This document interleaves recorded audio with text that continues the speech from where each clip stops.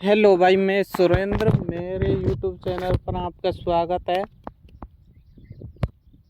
मैं आपके लिए लेके आया हूँ राजस्थान का प्राकृतिक वनस्पति और वन्यजीव, जो कि हम कम से कम टाइम में कंप्लीट कराने का वादा करते हैं और करा भी देते हैं। और आपको विश्वास नहीं है तो हम हमारे चैनल पर जाकर देख सकते हैं। सभी टॉपिक कम से कम टाइम में कंप्लीट कराए हुए हैं और लोगों को समझ भी आते हैं। कमेंट भी किया है गल्लेन लोगों ने, कई लोगों ने। तो हम कम से कम तो हम बिना टाइम गवाए टॉपिक को कंप्लीट करते हैं। जैसे कि आपने शुरुआत से ही देखा होगा कि पहले हम थ्योरी रखते हैं और बाद में मेन टॉपिकों को रखते हैं। तो थ्योरी रखने का हमारा ये मकसद है कि पहले आपको थोड़ी उसके बारे में बेसिक नॉलेज हो, फिर हम टॉपिक को चालू करें। इसलिए हम पहले थ्योरी रखते हैं, बाद में टॉपिक को चालू करते हैं। तो टॉपिक को चालू करते हैं भाई। राजस्थान की प्राकृतिक वनस्पति और वन्यजीव यहाँ की भौगोलिक स्थिति शुष्क जलवायु और अरावली पर्वतमाला पर निर्भर हैं। किस पर भाई?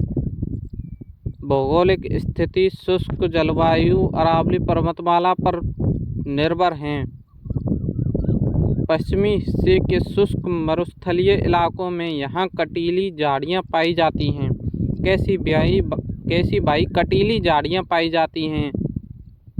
वहीं दक्षिणी और दक्षिणी पूर्वी क्षेत्रों में पहाड़ी इलाकों में सघन शुष्क पर्णपाती और उष्णकटिबंधीय वन मौजूद हैं।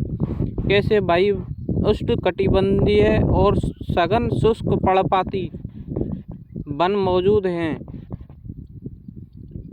पहला है भाई, जो टॉपिक रखा है हमने, प्राकृतिक वनस्पति। ये दो टॉपिक हैं, प्राकृतिक वनस्पति और वन्यजीव। ये हमने एक ही क्लास में दोनों कंप्लीट कराएंगे, जो कि छोटे छोटे टॉपिक हैं और इनसे ज़्यादा क्वेश्चन भी नहीं पूछे जाते हैं। जो भी क्वेश्चन बनेंगे इसी से बन जाएंगे, इसी के अंदर से बनेंगे।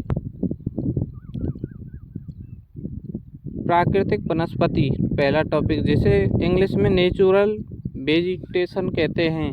क्या भाई? Natural vegetation. कांटेदार वनस्पति और झाड़ियाँ। थार मरुस्थल और उसके आसपास के क्षेत्रों जैसे जैसलमेर बाड़मेर में बबुल, फोग और थोर जैसी कठोर वनस्पतियाँ पाई जाती हैं। कैसी भाई? बबुल, फोग और कैर और थोर जैसी कठोर वनस्पतियाँ पाई जाती हैं। दूसरा है शुष्क पर्णपाती वन। अरावली की तलहटी और दक्षिणी क्षेत्रों उदयपुर, डूंगरपुर में ये पाए जाते हैं। क्या भाई? शुष्क पर्णपाती वन पाए जाते हैं। कहाँ? उदयपुर, डूंगरपुर में। इनमें सागौन, दोकड़ा, महुआ और गूलर के वृक्ष प्रमुख हैं। किस किस के भाई? सागौन, दोकड़ा, महुआ और गूलर, जैसे कि आपको दिख रहा होगा यहाँ पर स्क्रीन पर। अगला है घास के मैदान। जैसलमेर में पाई जाने वाली सेवन घास अत्यधिक पौष्टिक होती है। कौन सी घास सबसे ज़्यादा पौष्टिक होती है? सेवन घास। जैसे कि कई बार पेपरों में पूछा गया है कि सबसे अच्छी घास कौन सी है या सबसे पौष्टिक घास कौन सी है, वो है सेवन घास भाई। कौन सी घास? सेवन घास। इसके अलावा दामन और खस जैसी घासों भी प्रचुर मात्रा में होती हैं। कौन कौन सी? दामन और खस जैसी घासें। माउंट आबू का क्षेत्र यहाँ का एकमात्र सदाबहार वन वाला क्षेत्र है। कौन सा सदाबहार वन वाला क्षेत्र है? अगला टॉपिक है भाई वन्यजीव, जिसे वाइल्ड लाइफ कहते हैं। क्या भाई? वाइल्ड लाइफ कहते हैं।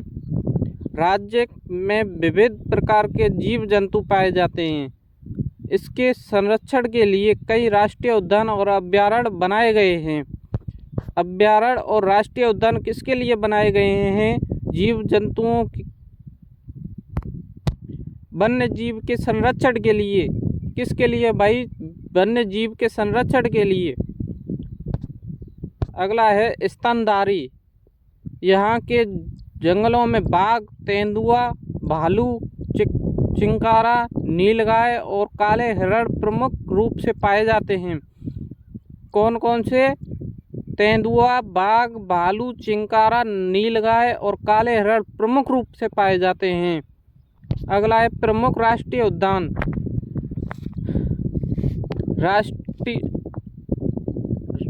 राष्ट्रीय उद्यान रणथंभौर राष्ट्रीय उद्यान, जो कि सवाई माधोपुर में स्थित है। बंगाल टाइगर के लिए प्रसिद्ध, विश्व प्रसिद्ध कौन सा उद्यान भाई? रणथंभौर राष्ट्रीय उद्यान बंगाल टाइगर के लिए विश्व प्रसिद्ध है। ये कई बार परीक्षाओं में पूछा गया है और आगे भी पूछा जाएगा। अगला है कैलादेव राष्ट्रीय उद्यान, जो कि कहाँ स्थित है? भरतपुर में स्थित है। यूनेस्को विश्व धरोहर स्थल, जो साइबेरियाई क्रेन सहित हजारों प्रवासी पक्षियों का बसेरा है। किसका? साइबेरिया क्रेन सहित हजारों प्रवासी पक्षियों का बसेरा है। कौन सा उद्यान? कैलादेव राष्ट्रीय उद्यान, जो कि भरतपुर में स्थित है। अगला है डेजर्ट नेशनल पार्क, जो कि कहाँ स्थित है? जैसलमेर में है और बाड़मेर में भी है। थार मरुस्थल के पारिस्थितिक तंत्र को दर्शाता है। यह राज्य पक्षी गोड़ावड़ का प्राकृतिक आवास है। कौन से पक्षी का? राज्य पक्षी गोड़ावड़ का। जैसे कि हमने आपसे वादा किया था कि कम से कम टाइम में आपका टॉपिक क्लियर करा देंगे और आपको समझ भी आ जाएगा। ऐसे ही हमारे चैनल से जुड़े रहें और हमको सपोर्ट करते रहें। हम आपके लिए ऐसी प्यारी वीडियो लाते रहेंगे। जैसा कि आपको पता ही होगा आज का सेक्शन कितना ज़बरदस्त रहा है। ऐसे ही हमारे चैनल से जुड़े रहें और हम आपको फुल कोशिश करेंगे कि और कम से कम टाइम में टॉपिक क्लियर हो और आपको समझ आए। ठीक भाई, धन्यवाद। आज का टॉपिक यहीं समाप्त करते हैं।